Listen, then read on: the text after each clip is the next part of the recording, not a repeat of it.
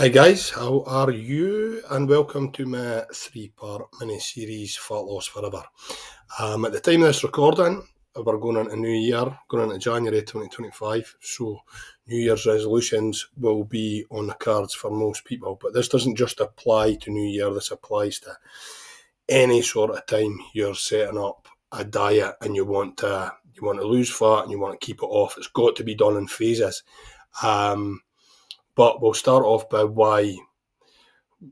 why sort of diets, short-term diets, mostly fail, and the same goes for going into New Year. I believe it's mostly down to stress.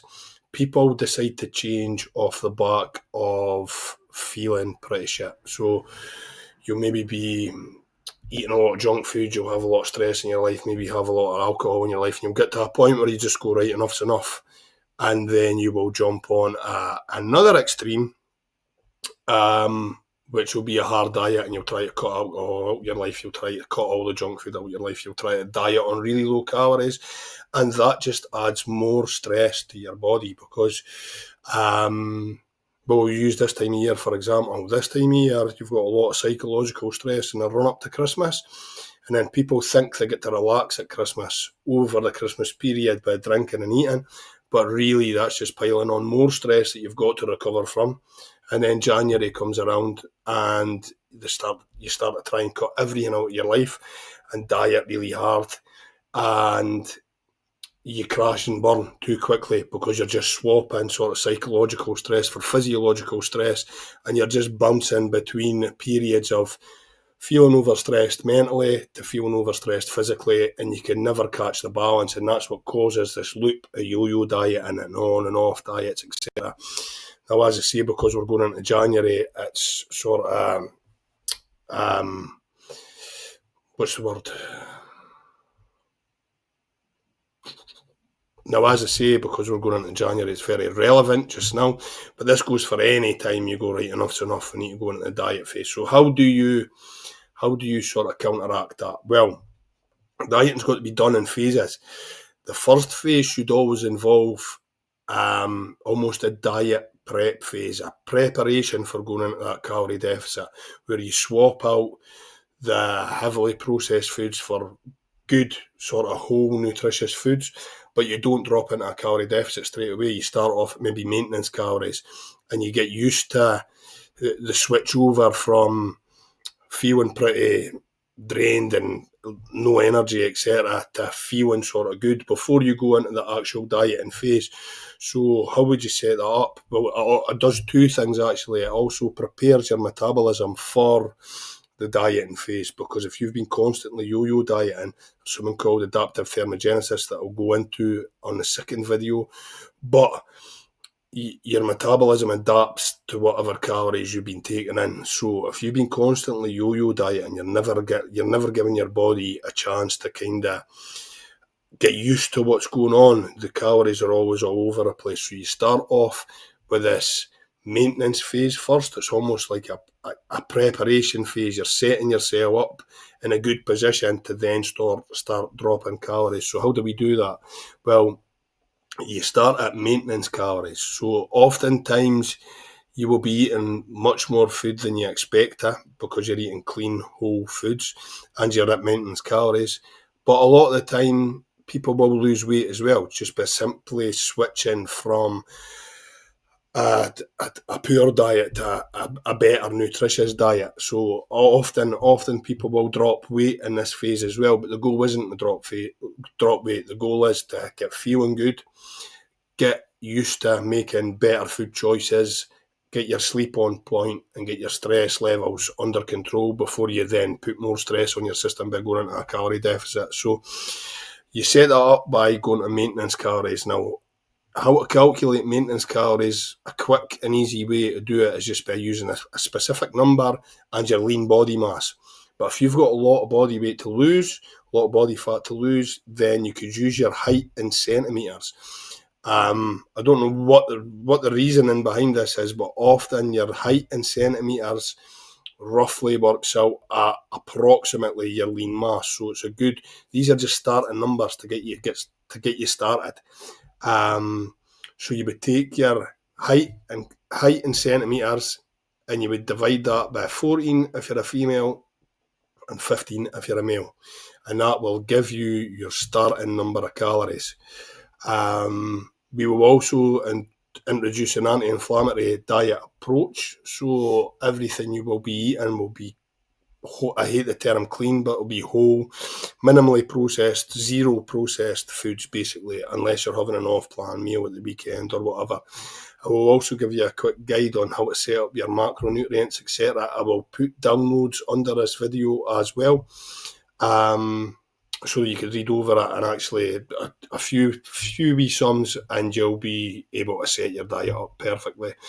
And also, I'll discuss throughout basic hydration and supplements as well. So, why your maintenance phase, I've already kind of covered that. It's to reduce metabolic stress before you actually move into the dieting phase. It's to prep your body and your mind for what's to come, instead of just going from feeling really bad, whether it be from too much alcohol, junk food, stress, whatever, into a high stress period of calorie deficit, because people don't look at high levels of exercise or low levels of calories as stress, but it is a stress on your body. Your body adapts to stress, and that's essentially what exercise is.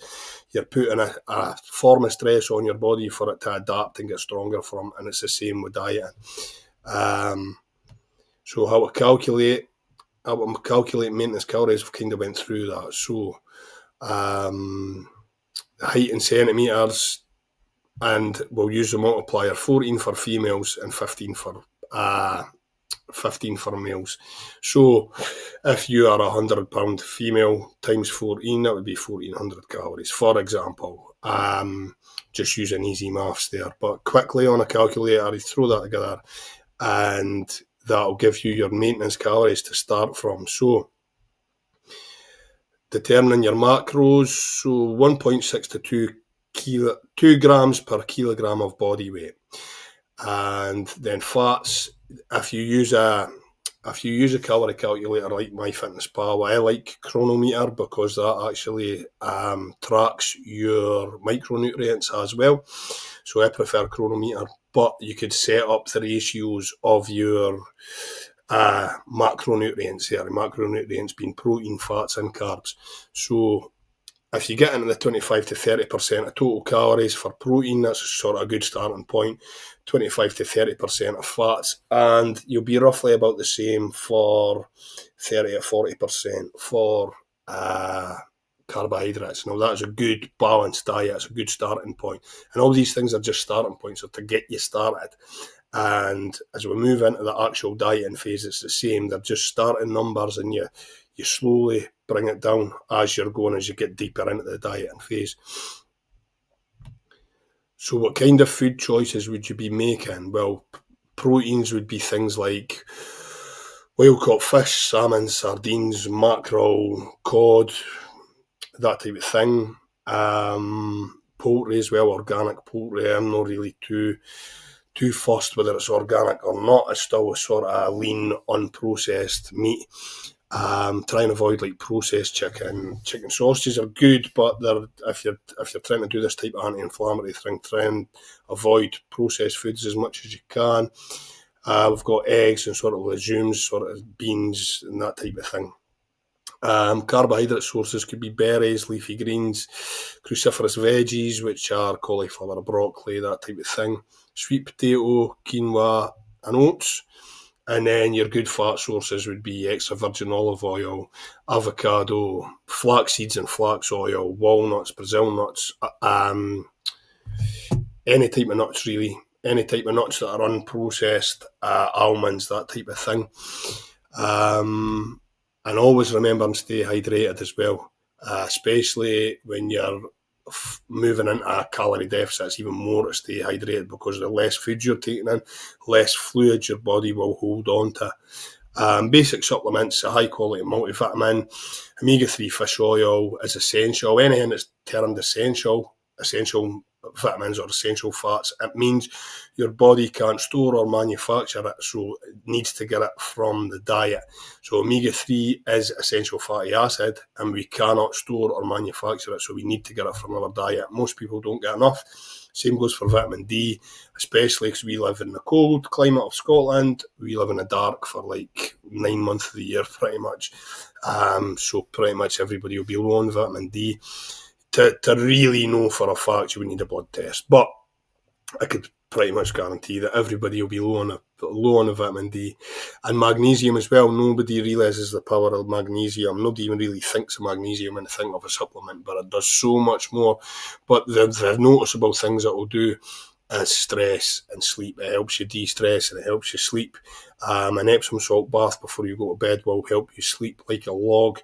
And it does so much more. It does like 85 roles in metabolism or something in the human body. It improves insulin resistance and all sorts of stuff. So it does far more than just sleep and stress. But they are the two things you would feel off a supplement and magnesium anyway.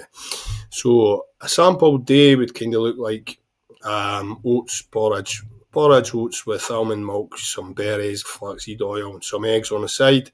For lunch, maybe salmon or chicken, with quinoa, spinach, and olive oil drizzle.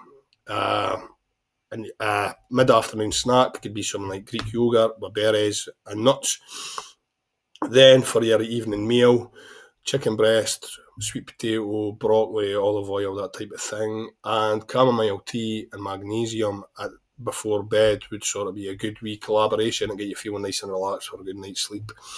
I actually didn't want this video to go on as long because it's 3 parts, but the 3 sort of dieting phases are your prep phase, which I've just talked you through. Then you move into your calorie deficit, which I'll cover in video 2 in a moment, which will last anywhere between 6 and 12 weeks. And then your diet break as well. Your diet break is basically moving back to this phase to try and solidify your weight loss. You would have to recalculate your new sort of maintenance.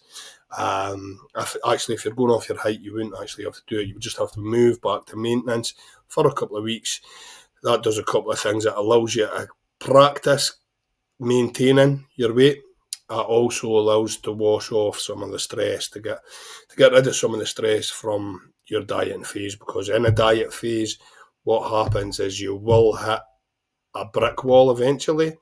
At that point, that's normally the point where people give up because they think it's not working anymore. They'll give up, they'll jump back to old habits, then they'll jump onto something new, and the cycle continues. And what you really need to do is go to maintenance for anywhere between 2 and 4 weeks, and then just go back into the dieting phase. And this constant cycling between phases keeps your metabolism fresh, keeps your mind fresh, and allows you to keep making progress long term. This is everything I would do with a client to keep them making progress. Once their weight loss stalls, we would go, right, have a diet break, have a bit of a break for a couple of weeks, and then we'll go back into it. But thank you very much for watching part 1. Part 2 will cover the actual dieting phase, and then I'll quickly cover a maintenance phase, but I will just be explaining what I've just explained. Thank you very much, guys. See you in part 2.